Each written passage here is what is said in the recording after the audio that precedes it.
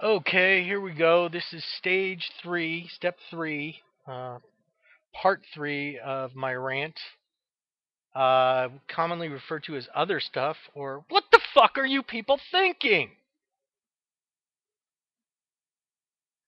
First thing I want to talk about is someone was looking into private information about my donor for my heart. Now, they had no right to do this, but they did it anyway, so I have to deal with it. That's okay. But the thing of it was, is they were looking at it or trying to find the information to make them feel better.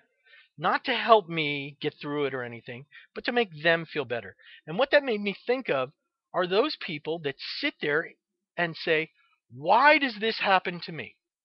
Now, I used to be one of those people, so I know from whence I speak.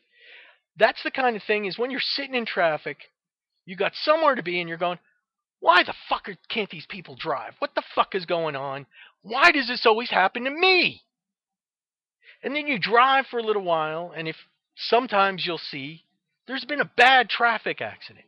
There are ambulances, there are cars fucked up, there are tow trucks, there are cops, and someone's probably been hurt.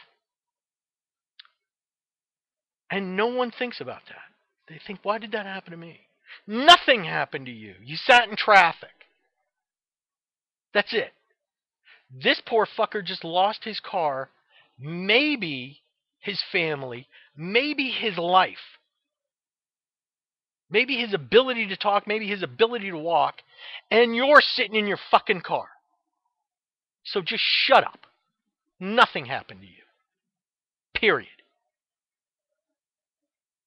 The other thing I want to talk about is I've been posting on Facebook just these little status updates, and people have been losing their minds. Now, admittedly, I totally admit I first posted very controversial stuff to encourage dialogue amongst people and to find out who was willing to actually talk and who was just doing their normal superficial bullshit, like Farmville and Cafe World and Tiny Town and all this other just inconsequential nonsense. Now, I mean, it's not inconsequential to them. It gives them an outlet for whatever they fucking need to have an outlet for. But it's not my thing. My thing is I want to actually try and contact people. I'm not necessarily looking for people who think like me, but people who are willing to talk about whatever subject comes up. Be it religion, be it politics, be it music, be it video, be it your favorite fucking movie, be it the the idiocy of reality TV. I don't care. But it's just fun to talk to people, get to know them, get to know what they're about because I spent most of my life not doing that, trying to deal so much with my own shit that I didn't really open up and talk to other people.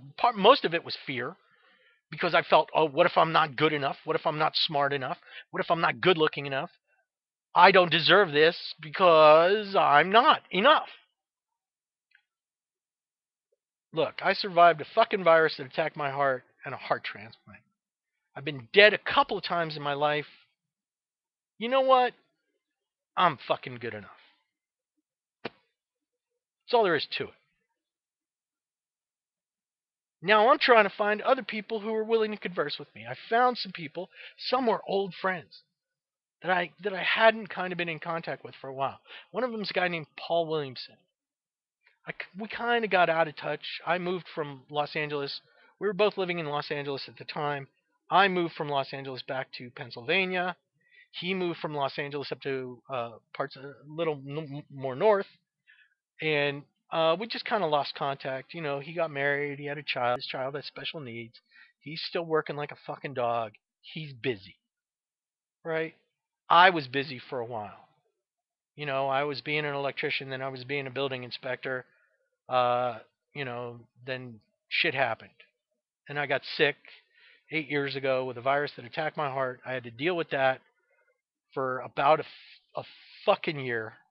seriously. Then I was better, and I had a good run, man. About 8.5, almost 9 years with the bad ticker. Then it all caught up to me last July, which is kind of odd because our 25th high school reunion is scheduled for July 17th, which is actually the 1 year anniversary of my first procedure to get shit with my heart dealt with. They put a defibrillator in my chest, which was the wrong decision, and it really fucking hurt, and it was really fucking annoying. And it was useless. It never went off, and it never did anything for me. So, um, admittedly, I tweaked the tiger's tail a few times in the beginning.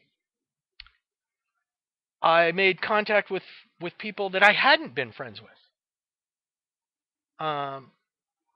I made friends with a lot of people in high school that I had basically been acquaintances with because I was going through my whole high school angsty thing, and hormones running wild and self-esteem issues and too smart for my own fucking good and just, all kinds of stupid ass nonsense that kept me from really connecting with people.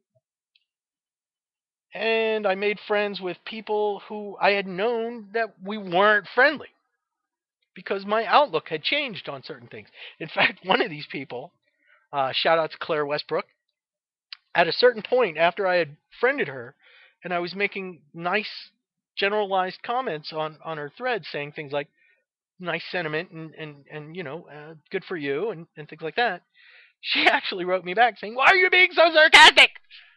Why?" And I had to tell her I'm not. I had a change in my view.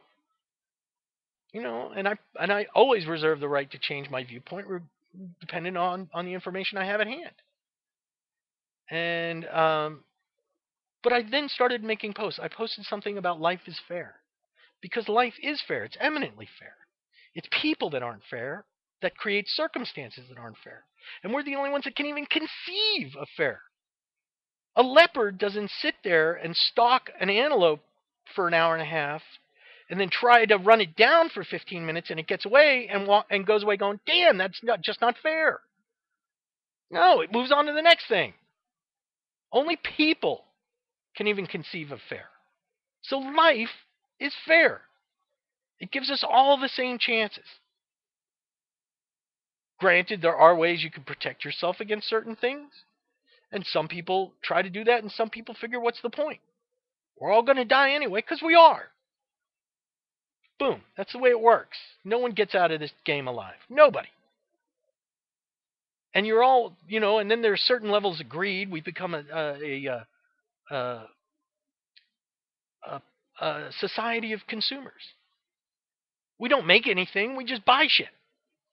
We don't even make the shit we buy. Right? And so we're wondering what the fuck is wrong with what's going on.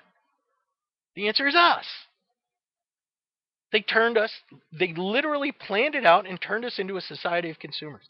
And now we only feel our worth by consuming, meaning we need more money so that we can consume more. That's why things have things like planned obsolescence. And newer models aren't compatible with older models. And everybody's got to have the newest and most updated of everything. Because that's how our worth is judged, by how much we consume. And this is pretty much, and I had a quote from the Buddha. Probably one of the most enlightened men to ever walk the earth.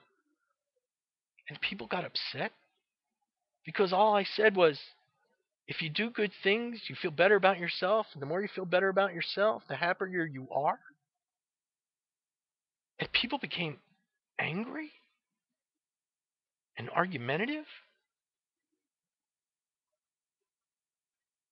I don't understand that. What is wrong with you people?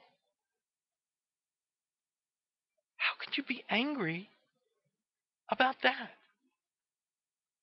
Some of you became angry because you feel the only way to salvation is through Jesus Christ, or through your God, or through your beliefs. There are thousands of ways to salvation.